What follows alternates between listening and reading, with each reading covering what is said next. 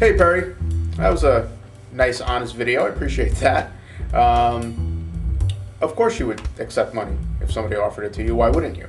Advertisers are going to be paying for page impressions. So there's no reason why people creating content shouldn't get a piece of that.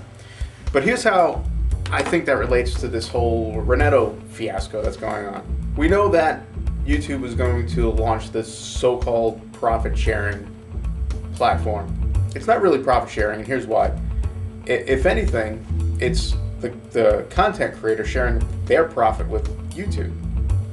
Sorry if I run off on a tangent a little bit, but I want to I'll get to a point, I promise. More than likely, they'll be creating a way to generate click-through advertising, and that way they'll be able to kind of oversee and control how much money the people make. And then, of course, they'll take a portion of that, or maybe they'll take most of it. I don't know how they're going to work with the percentage, but think about this. Television advertising is an $80 billion a year industry. And with less and less people watching TV now, and more people coming over to sites like YouTube and live video and looking for content there and looking for entertainment there, a lot of that, a fair chunk of that money is going to shift now. And so Google naturally is going to look to take as much of that shift in money as they possibly can, and they have every right to. But why can't you or anyone creating content for these websites go directly to the advertiser and make a deal with them? You can do product placement, you can add a link in the description to their website, you can talk about how great the product is, and I think it would actually be a better service for the advertiser. But YouTube is going to launch this profit sharing platform, and they'll be like, hey, look at us, we're sharing our profit with you.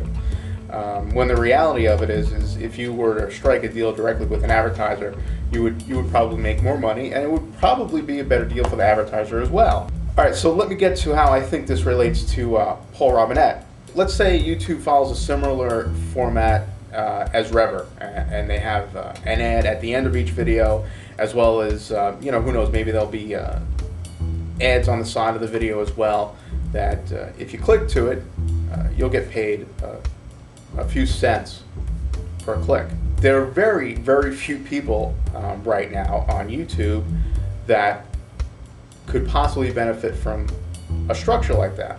And Paul knows that he's one of those very, very few people. And so that's all he's thinking about right now. And he even said that in his video. He said that, he's waiting for this to happen. He's waiting for this new platform to come out. So naturally he turns down any offer from live video. Okay, so people start talking about live video and that's a better site, and Paul's thinking, well, if enough people start going to live video and it's a better site, then those people will tell more people, and those people will tell more people, and the way this world viral video works, in a fairly short amount of time, that could be a major shift from one site to another.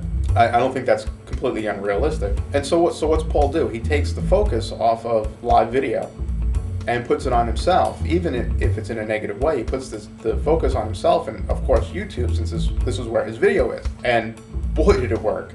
It worked in a big way. In only about 4 days, he has over 61,000 views, 2,400 comments, and somewhere around 200 video responses so far.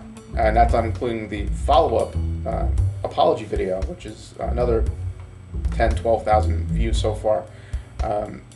So yeah, he did. He changed people's focus from live video being an alternative or competition to YouTube, and in most people's opinion, a better website, to this drama that he created about calling people traitors. And so it worked like a charm. Paul's a salesman, and he's a damn good salesman, and he's here to make money. That's undebatable, that he's here to make money. And if you doubt that for a second, go back and look at his video from right before the holidays. It was Renetto's holiday guide or gift giving guide or something like that. Basically, he's just selling his candles, and I wonder, how many candles he actually sold from that. How much money did he make from that one video? He's just a great salesman. And, he's talking about how we should support our little community here. I mean, it was shit. I almost fucking bought some candles from him, but that I thought about it. It's like, well, I have gift shops right here in my own town and my own community that are struggling to compete with Walmart, and this jackass wants me to buy candles from him in Ohio. It didn't make sense. At this point, just the fact that he's up there on the first page of the most subscribed list, it generates income from him. That's just the way it is. He's in front of people and he's got products to sell, and it's just the way it is. So does that all really affect me? Well, it kind of does. And here's how it affects me and anyone who's not here to make money, but just to be creative and be involved with this community. Once this new profit sharing platform rolls out, advertisers are going to be clamoring to buy space or to reserve space on the most subscribed channels and most viewed videos. If you look at the first page, I actually did this. If you tally up the first page of the most subscribed channels, that accounts for almost 600,000 subscribers. And that translates to a lot more page impressions, because that after a few days, each video that you make, you have more views than you have subscribers. You know what I mean? So those subscribers account for maybe twice that many actual page impressions. So those advertisers are going to have a lot of impressions from people on that first page, and so those people stand to benefit, and of course Paul's squarely in the middle of that page.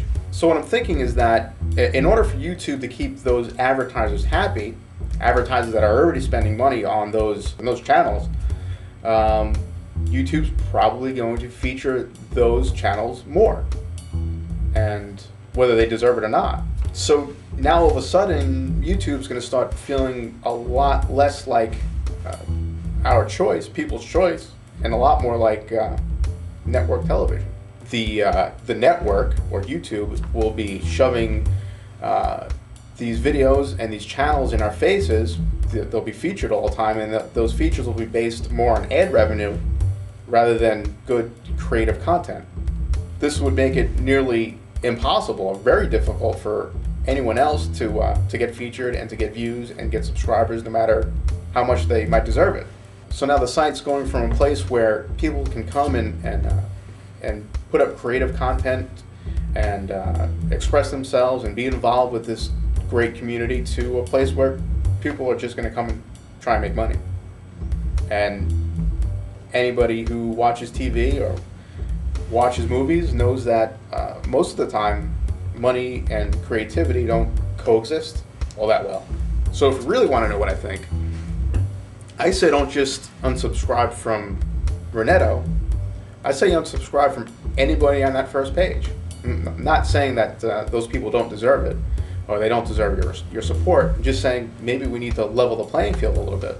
People should be subscribing to people like you, Perry Urban, and guys like Jimmy Hook and Woody 911, Bat Tim, these guys who are putting a lot of good stuff out there, who deserve at least as much exposure, if not more, than most of those people on that first page. TLG, Nolts, Genlove, Ken RG, KAV, The Receptionist is awesome, and Spade, man. You know what? Just go look at my subscriptions and check those people out. Now, if you really want to dig deep, I mean really deep into the bowels of YouTube, it's a little scary down here and there's not a lot of light, so watch your step.